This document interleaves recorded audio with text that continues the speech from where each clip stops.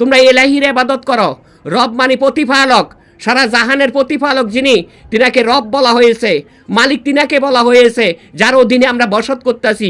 আস্তে আস্তে সুবিবাদের উপরে যে অত্যাচার জুলুম চলতেছে, গুম, হত্যা, মার্ডার, ধর্ষণ, আগুন, লুটফাট, সারা বাংলাদেশে যত অত্যাচার 5ই আগস্টের পরে মাজারগুলোর উপরে হামলা করতেছে উগ্রপন্থী তৌহিদি জনতা জঙ্গিরা। আমরা চাই যে এই যে ক্ষতিটা করছে, যে আমাদের মাজারে এই এলাকার যে ক্ষতিটা করছে, আমরা এই শাস্তির বিচারটা চাই। ওই আব্দুল ওয়াহাব নজদির আদর্শিত মুসলমান যারা বাংলাদেশে বিভিন্ন স্থানের মধ্যে অবস্থানরত রয়েছে এবং 5 ওয়াক্ত নামাজ পড়ে, রোজা রাখে, হজ জাকাত আদায় করে, ইসলামের পরিবেশনা অনুযায়ী নিজেকে পরিচর্যা করে, তারাই আবার মাজার ভাঙ্গার প্রস্তুতি গ্রহণ করে এবং রাতের আধারে মাজার ভাঙ্গে, কখনো কখনো ডিক্লেয়ার ঘোষণা দিয়ে মাজার ভাঙ্গে। যারা মাজার ভাঙ্গে তাহাদের মধ্যে রসুলের কোনো সম্পর্ক নাই।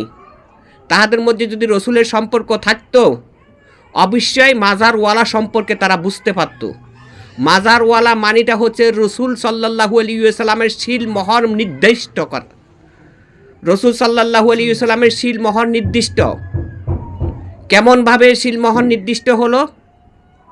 সেটা হচ্ছে আল্লাহ পাক পবিত্র কোরআন শরীফের মাধ্যম দিয়ে ঘোষণা করেছেন, যুগ জামানায় আমার খলিফা আমি প্রেরণ করব। ইন্নী জাইলেকুম ফিল আরদে খলিফাতান। যার যার জামানায় তার খলিফা আল্লাহর পক্ষ হইতে নিয়োগ করা রয়েছে এবং সেই খলিফাকে নির্দিষ্ট করে, সেই খলিফাকে উৎসাহিত করে আল্লাহ পাক রব্বুল আলামিন পবিত্র কোরআন শরীফের মধ্যে আরও বলেছেন, ওয়ারসালনাকা লিন্নাসি রাসূলান ওয়া কাফা বিল্লাহি শাহিদান মাইয়াতে রাসূলা ফাকাতাল্লাহ। অনুবাদে আসে, আমি আপনাকে মানুষের মঙ্গল ও শান্তির জন্যে রাসূল রূপে প্রেরণ করেছি।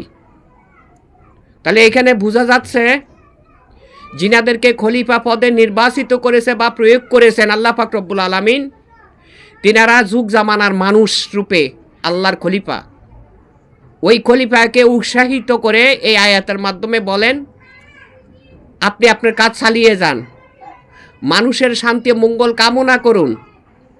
নিশ্চয় যারা আপনাকে বিশ্বাস করবে তারা আমি আল্লাহকে বিশ্বাস করবে, যারা আপনার আনুগত্য গ্রহণ করবে তারা আমি আল্লাহর আনুগত্য গ্রহণ করবে। এই হলো যুগ জামানার মধ্যে রাসূলের পরিচয়। আলিন্না উলি আল্লাহ হাফুন আলাইহিম ইয়াহু জানুন। আমার অলিগণের কোনো ভয় নাই, চিন্তা নাই, দুঃখিত গমগিন হওয়ার কোনো কারণ নেই। আল কোরআনের সাক্ষী।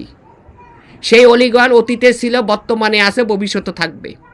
যারা আল্লাহর বন্ধুত্ব লাভ করেছেন, আল্লাহর খলিফাত্ব লাভ করেছেন, রসুল হিসাবে নির্বাচিত হয়েছেন, তিনাদের মাজার হয়। সবার মাজার হয় না। মুসলমান নামদারি আর আসলে পার্থক্য। যারা আল্লাহর কাছে আত্মসমর্পণ করেছে অন্তর দিক থেকে, মনের দিক থেকে, দুনিয়ার দিক থেকে, খান্নাসের দিক থেকে, তারাই শুধুমাত্র প্রকৃতি মুসলমান। বাকিরা গুরুত্বের মুসলমান, বংশের মুসলমান, সমাজের মুসলমান, ধারাবাহিকতা মুসলমান। শোনা মুসলমানের কথা আল্লাহ শুনেন না। সেই ক্ষেত্রে বলি, যারা রাসূলের আনুগত্য গ্রহণ করেছিলেন বা করেছেন, তাদের মধ্যে একমাত্র মাজারের মর্ম জানা আছে, পবিত্রতা সম্পর্কে ধারণা আছে। মাজারওয়ালা শুয়ে রয়েছে, ঘুমাইয়া রয়েছে, মাজার ভাঙছে, কিন্তু মাজারওয়ালা কিছু করতে পারছে না, এমন কথাবার্তা কিছু কিছু বাহিক ফাউল লোকেরা বলে যাচ্ছে। বাপের বেটা যদি প্রমাণ করতে পারে আল্লাহর নবী তার জীবনে একদিন বা তার সাহাবীরা নবীর কবরের কাছে গিয়ে একটা গরু দান করে বলছিল, বাবা আমাকে তুমি উদ্ধার করো, এই শাহী মসজিদ না 1000 কোটি শাহী মসজিদ এক জায়গা করলে যার কবরের দুরাসমান মূল্য হবে না, এটা সবাই স্বীকার করবে। সেই কবরে যদি কালকে একটা মুরগি নিয়ে দেন, পিঠের চামড়া ফেলে দেবে তারা। আমার নাতিনির জন্য, আমার নাতিনির শরীরে রক্ত ছিল না, আমি মাজারে আসেন পীর বাবার কাছে মানত করছি, আমার নাতিনি আজ পর্যন্ত 5-7 বছর বয়স হয়েছে, আমার নাতিনির কোনো সমস্যা নাই। কোনো এই মাজারে কেন ওরা এই অত্যাচারটা করলো? এই সমস্ত ফাউল লোকেরা জানে না যে তাদের আগামীকালকে কি ঘটনা ঘটবে। অতীতে যতগুলো মাজার ভাঙচুর করা হয়েছে, যারা সরাসরি আক্রমণ করেছে মাজারের উপরে এবং নির্দেশনা করেছে, অধিকজনে বর্তমান কাতরাচ্ছে রোগ আক্রান্তিত অনুসারে। পবিত্র কোরআন শরীফে সূরা মাইদা 33 নং আয়াতের মাধ্যম দিয়ে আল্লাহ ঘোষণা করতেছেন, যারা আমার বন্ধুগণের বিরোধিতা করে আমি আল্লাহ পাক তাদের জন্য কঠিন সাজা আখিরাতে নির্দিষ্ট করে রেখে দিয়েছি এবং তাদের জিন্দেগিটা হবে লাঞ্ছিত, কষ্টদায়ক, তারা নালত প্রাপ্তক, তারা কখনো সুস্থ থাকবে না। অনেকে বলতেছেন মাজারে যাইয়া সাওয়া মানত করা এটা হারাম। মাজারে যাওয়া, সাওয়া, আল্লাহর কাছে চাওয়া, মাজারে মানত করা, দরবারে মানত করা, এটা সত্যি হালাল ও হক, এর উপরে কোনো আর হক থাকে না। এই জন্যে হক আল্লাহ বলেছেন তোমরা উসিলা অনুযায়ী আমার কাছে চাও, রোগ হলে ডাক্তারের কাছে যাও, এবাদত করলে আমার বন্ধুর উসিলা নেও। সেই ধারা অনুযায়ী কেউ মাজারে যাচ্ছে, কেউ দরবারে যাচ্ছে। এই ধারাতে যদি কেউ মোমবাতি দিয়ে কোনো একটা নিয়ত করে, সে নিয়তটা আল্লাহর উদ্দেশ্যে হচ্ছে।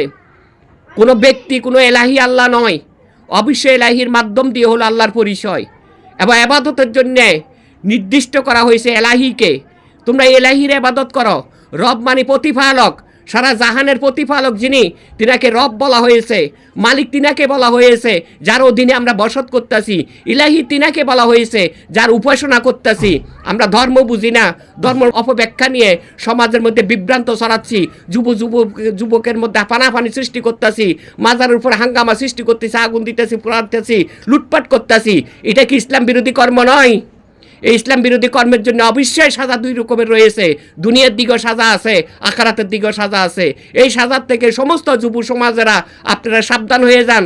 আর মাজার উপরে হাঙ্গামা সৃষ্টি করবেন না, দরবার খানকার উপরে হাঙ্গামা সৃষ্টি করবেন না, সত্য মানুষের উপরে বেয়াদবি করবেন না। যদি করেন আপনাদের জিন্দিগির আবাদত কোনো কাজে লাগবে না। ইসলামের মধ্যে দুটো ভাগ আছে, একটা হচ্ছে ইজিদি ইসলাম, আরেকটা হইল হুসাইনি ইসলাম। আব্দুল ওয়াহাব নজদির মুসলমান, তারা কবর জিয়ারতকে হারাম করে, মুনাজাতকে হারাম করে, দরুদ কিয়ামকে হারাম করে। এই সমস্ত মুসলমানের কারণে আজকাল সমাজের মধ্যে বিশৃঙ্খলা ঘটতেছে, অশান্তি ঘটতেছে। অবশ্যই এই কাজের উৎসাহিত করে বিশেষ কিছু মসজিদের থেকে, ওই মসজিদের ইমাম থেকে শুরু করে সভাপতি, সেক্রেটারি পর্যন্ত সবাই এক অনুগত আব্দুল ওয়াহাব নজদি বা ওহাবি মতবাদের মানুষ। এই ওহাবি মতবাদের মসজিদ ও সমাজ যেখানে আছে সেখানে মাজার কেন? কোনো পরিবারও শান্তি সুস্থ থাকার কথা নয়।